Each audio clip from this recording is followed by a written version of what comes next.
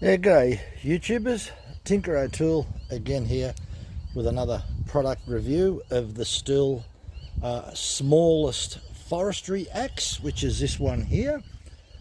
The head weight is 1 kilogram, and with the handle, which is made out of ash, weighs 1.463 kilograms, so almost a total weight of 1.5 kg.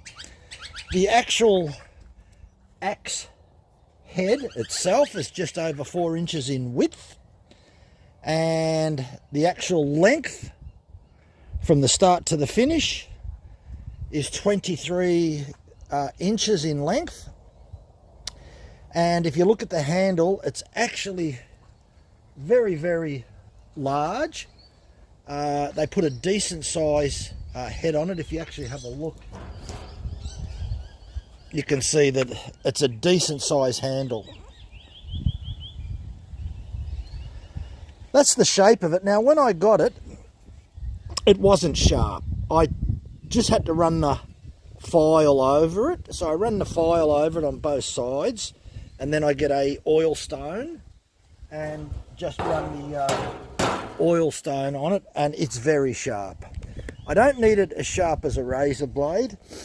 The only other thing that's interesting is that the angle of the wedge is about 10 degrees. So you can see that. And then it tapers out quite a lot. Now, this is supposed to be a little bit of an all-rounder, so that you can use it for chopping timber, small trees, and use it for splitting. Typically, the reason that I've got it, I've got a bit of a formula that I've sort of had over the years, that the weight of a splitting axe or an axe, especially a splitting axe, roughly 1 kilogram of weight to about 4 inches diameter, or 100 mil. Now, the second one that we've got there is the 2 kilo version, which is the splitting axe. But because of the metal ferrule on it, and there's another metal plate at the end, it's got a total weight of 3.9 kilograms. So that metal plate at the end, and this other metal plate here that you see there, it all adds to the weight. And the handle is hickory, I think, in this one. I think it's hickory. And as I said, 3.9 kg. It's a splitting axe. It's one of my favourite. I really do like using that one.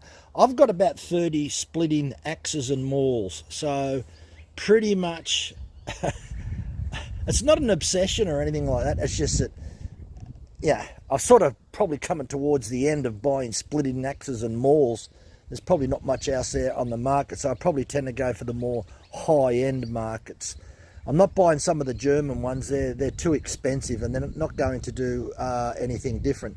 Now, interesting enough, if we actually have a bit of a look at some of these two are made by Ox and Koff in Germany. This doesn't have a name on it, only except that it's got 1,000 grams on it. So it's only 1 kg. I believe it's made in Italy. Whereas these two are made in Germany. Now, the last one is not a splitting axe. It's a maul, a splitting maul. And the difference is that it doesn't have the axe shape, and it's also got a sledge type hammer, so they can use that to whack wedges in. And this is a lot narrower, and it's got a total weight of 4.5 kilograms.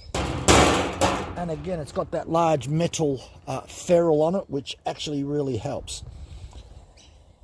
So for your bigger stuff, I will tend to use this one, probably up to about 2 foot in diameter, 600 mil. This one here, I'd probably start to use this on timber that's from about 6 inches up to about 1 foot.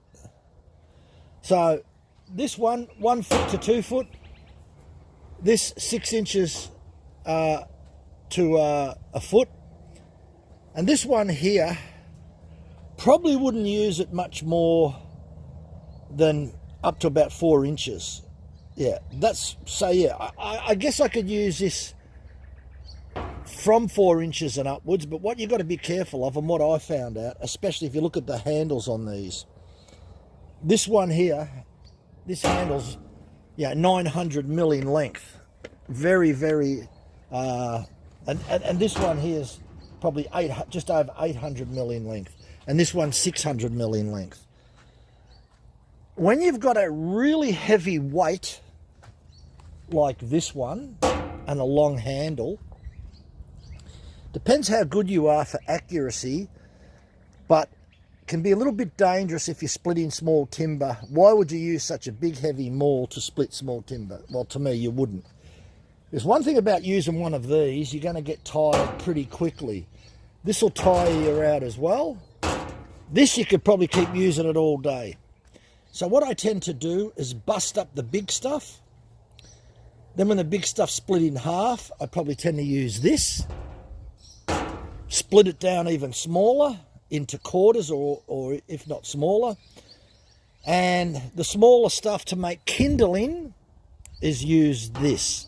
Now, I haven't used this, but it's got a really great balance on it. For 1 kilogram and the length of the handle, it really does feel good. So we'll put it to the test. We'll split a bit of timber with it and we'll see how it performs. But this one here is my favourite. It's got a good, I can use it for a couple of hours. It's got a good weight. This one, I generally only use it on really big stuff and it really does work well on the big stuff. But I can tell you what, it's quite heavy, and you start swinging that for a couple of hours, you'll tire yourself out a little bit. Whereas this, I only picked this up today, and the reason that I picked it up is because I want this to work on my small timber, say anywhere from around 4 inches. That's what I'm looking at, just to sort of do a bit of kindling. So what we'll do, we'll split, we'll go over, we'll set a few logs up and we'll try it out. Okay, so I've selected a few pieces of timber. Typically, I turned around and said ran about 4 inches, and that's what we've got. But this is stringy bark, and it's not really difficult to split.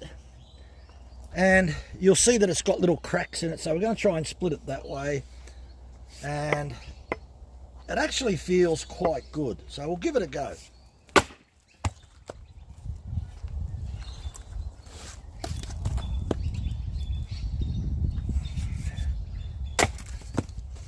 Yeah, really working well.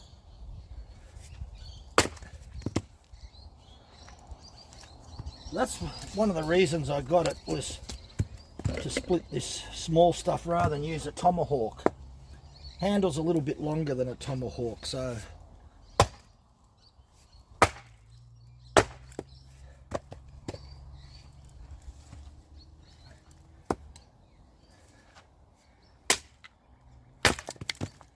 okay, that worked okay. Now I'll try this one. This may be a bit harder. Still works all right.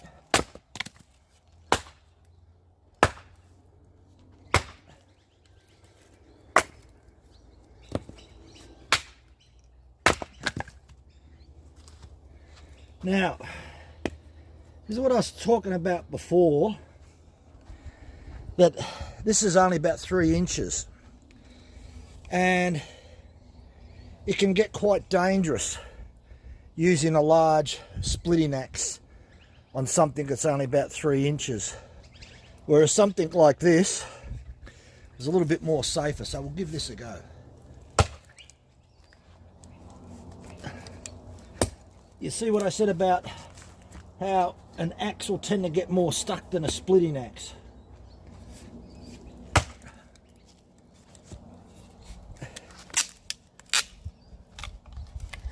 Now, some wood is harder to split than others, and that's what this piece is. a little bit more difficult to split.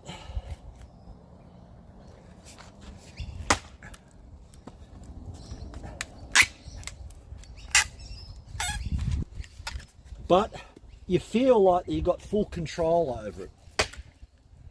One more, I'll say, I'll do that. So, a lot of it depends on the type of wood that you split in. And as you can see, I'm struggling with this, even though it's smaller. It's a lot more dense and the timber's more interlocking. Right, that's it. Now I've got another one. And it's stringy bark. It's another Australian hardwood, but it's pretty good to split. Okay, as you saw. Now, I got another piece. I'm just going to try it. I would tend to probably use the other splitting axe on this, but I'll give it a go anyway.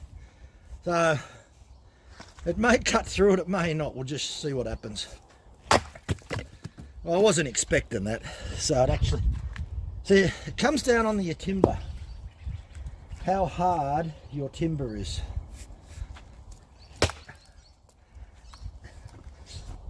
And some timber is harder to split than others,